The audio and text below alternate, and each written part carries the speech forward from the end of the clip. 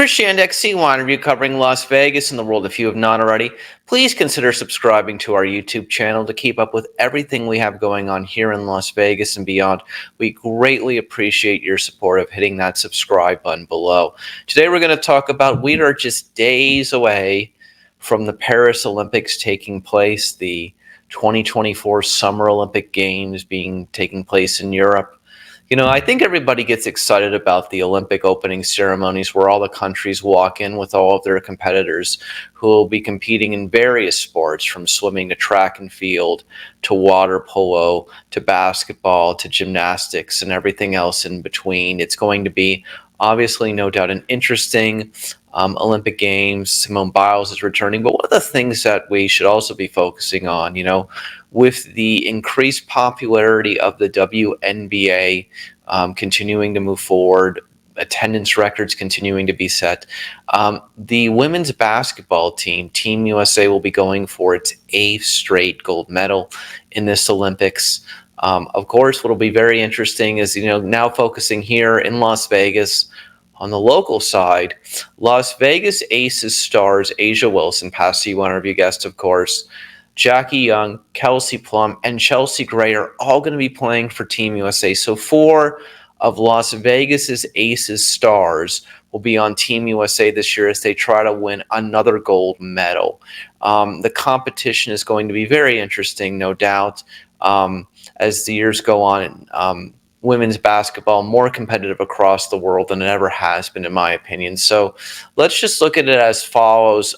This coming July 23rd, in a couple of days, the only exhibition game that the women's basketball team before the Olympics will be playing is against Germany in London.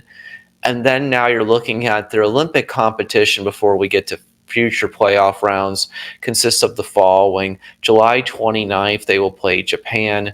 August 1st, they will play Belgium. And then on August 4th, Team USA will take again on Germany. Those will be the 3 games that lead them to the to the competition, and hopefully on the way to another gold medal. Team USA women just dominant in the Olympics, and hopefully they'll continue that trend in the Paris Olympic Games. So to move forward, I do want to focus on one thing just as a side. Of course, we mentioned A'ja Wilson, who of course won a gold medal 4 years ago as part of Team USA. This will be her chance to win her 2nd gold medal. Continuing to just dominate, be the queen of the basketball court, no doubt the queen of the WNBA court. Her awards, achievements, and statistical achievements will always say so for what she has become and what she means to the Las Vegas sports community as one of the most important people here in Las Vegas. And she arrived on the scene when the team began in 2018. But just to begin to focus on something more than anything else, of course, this year, let's just look at some of the recent accomplishments. She wins the ESPY Award this year for the best female athlete. Pretty amazing stuff in that regard. And now she's on the cover of Marie Claire magazine. A really interesting story about her journey, focusing on how she really wasn't even interested in basketball in her youth years. Got a taste of that, finally won a trophy in middle school, a championship for the team in middle school, and that was the rest of her story. So, congrats to A'ja Wilson on the cover of Marie Claire magazine. In the future, she's going to have her own Nike collection. I mean, it doesn't really get any bigger than that. She has a lot of other endorsement deals as well, and she has transitioned, and no one should transitioned over into other mainstream pop culture. No one should ever say otherwise. So congrats to A'ja Wilson, a past CYInterview guest. We're going to be playing at the end of this recording. We're going to be playing my 2018 CYInterview with her. Before she ever played a game for the Las Vegas Aces, we were on hand. I was on hand for one of the first Las Vegas Aces practices, and I had a one-on-one conversation with A'ja Wilson. And you're going to get to hear that 2018 conversation with A'ja before she even played her first professional minute in the WNBA. Now let's focus on what else has been going on in the WNBA this year.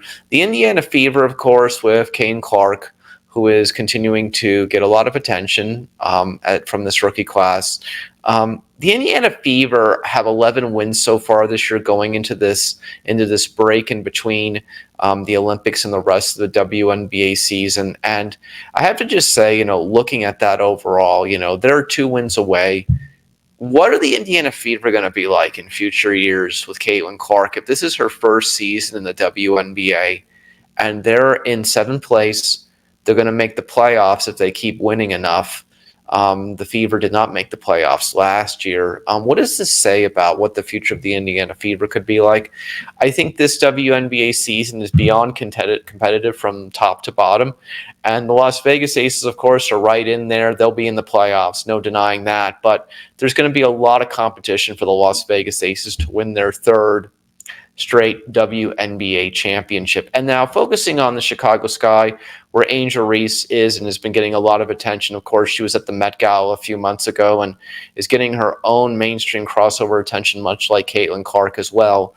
In the playoffs, they're in the 8th seed right now. Chicago Sky last year, pre-Angel Reese, lost to Las Vegas Aces in the first round, but would be a great opportunity. Wouldn't it be great, at some point this year or future years, depending on if both these teams improve, if the Chicago Sky could play against the Indiana Fever in the WNBA playoffs.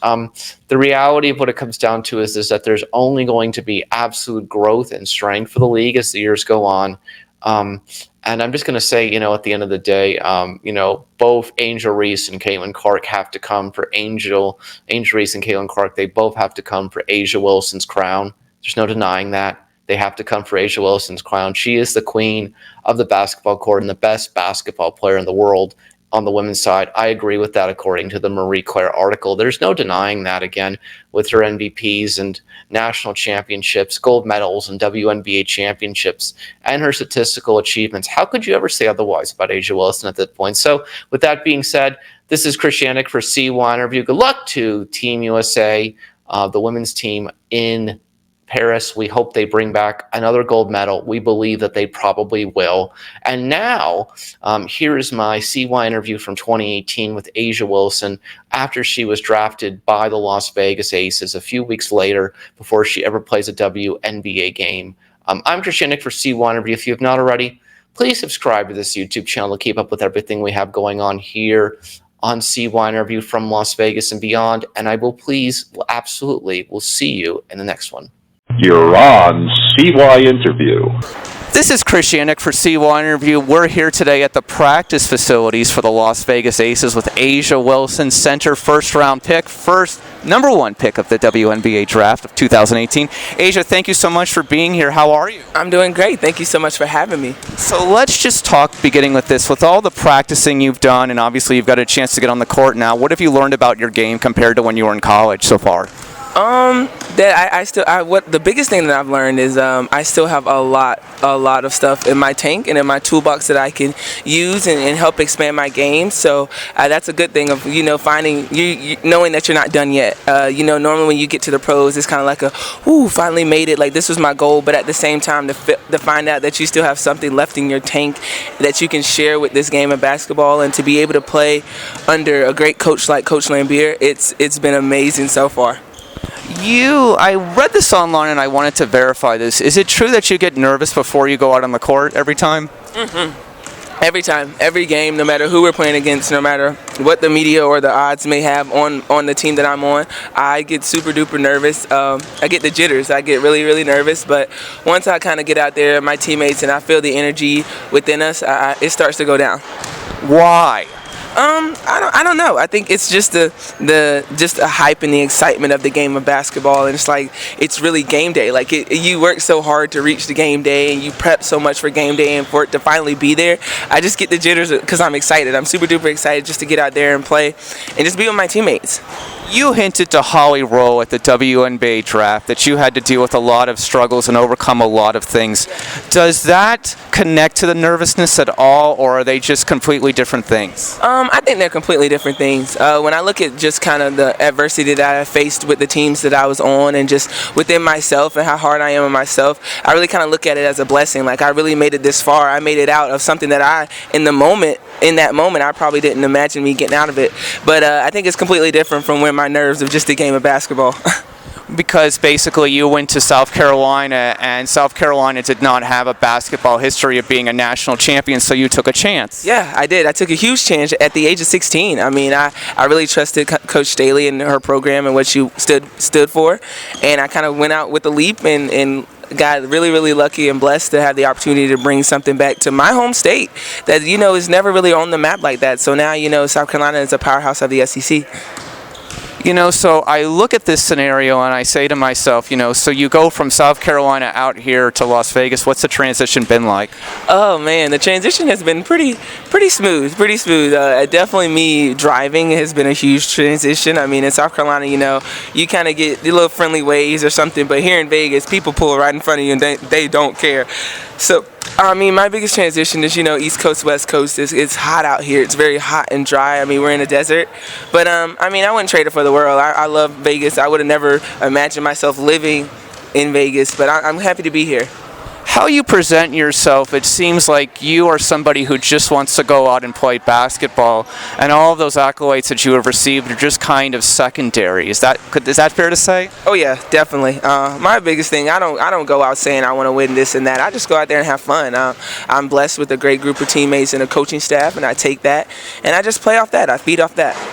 I think what you should love about living here, and what I love about living here, is that you kind of just get to be yourself here, and you just kind of get to find yourself. Have you enjoyed that? Yeah, definitely. And I think that also comes from just being a pro athlete. I mean, you have so much freedom. You have so much you're just free. Like, I mean, I look outside of my apartment and I see Topgolf. I see the Strip. Like, it's pretty amazing how nice this place really is. And it's not all about the entertainment or the nightlife of Vegas, but it's just the living style, the lifestyle of it. I really enjoy it.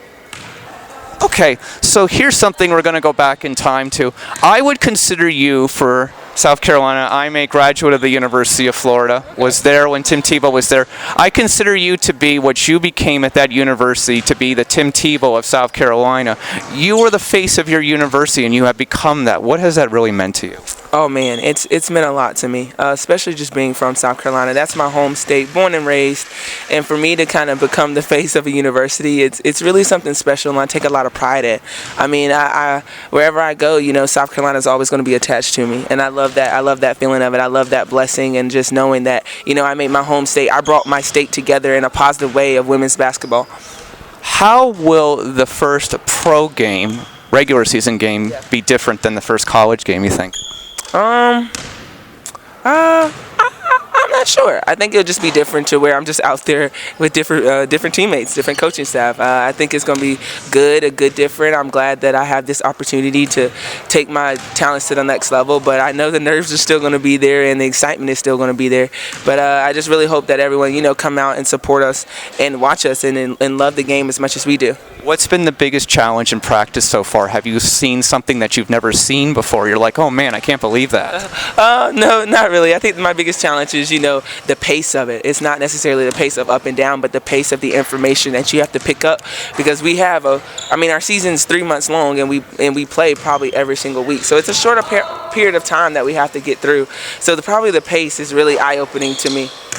What I've learned in life is that you're never going to be able to please everyone. So my best advice to you is just seek out people who give you a positive influence. I think that's most important, because you probably see all the headlines, you see all the tweets, and you just kind of think to yourself, really, is this my life? But the most important thing is just to find the people who make you feel good, and all you can do is give your best effort. Yes, very true. Definitely. That is something that I really live by. I mean, you don't want to be necessarily just a great player, but you want to be a great person, and you surround yourself with great people, and that's that's something that I really do in my life.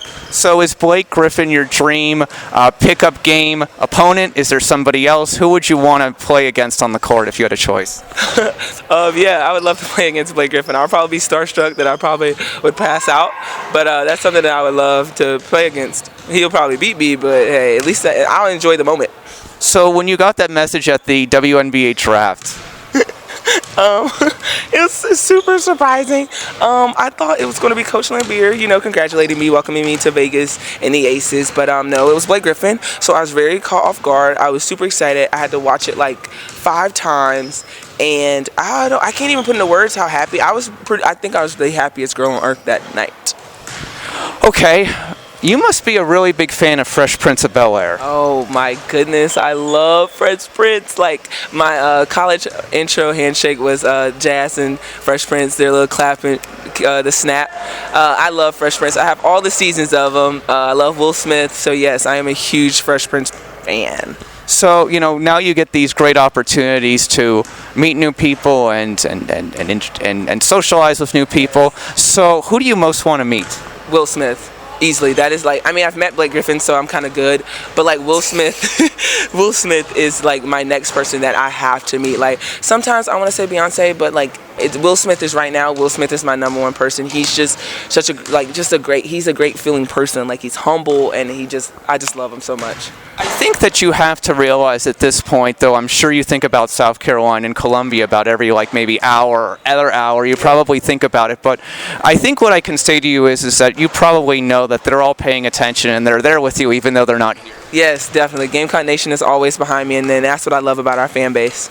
And then I would say to you finally, what will it mean to be a college graduate? Oh man, it would mean a lot. I think that's kind of going to be the icing on the cake of my whole collegiate career, my whole student athlete career at South Carolina. So to be able to hear my name being called and walk across the stage is definitely going to be a top moment for me.